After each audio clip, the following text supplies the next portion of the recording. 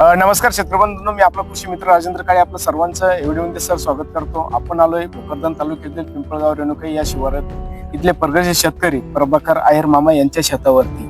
आणि आता जर तुम्ही बघितलं ह्या अद्रकीचा प्लॉटला कंप्लीट 2 महिने म्हणजे 60 दिवस कंप्लीट झालेले.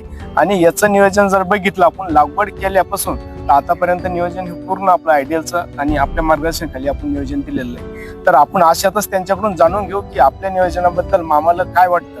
मामा, तुमचं याला पूर्ण मार्गदर्शन आपलं कसं वाटतं तुम्हाला? हे 3 वर्षापासून चालू आहे माझं. हे काळे साहेब स्वतः येऊन मार्गदर्शन करत आहे बरोबर 3 वर्षापासून. आता आपला किती दिवसाचा प्लॉट झाला? हा 2 महिने 2 दिवसाचा प्लॉट.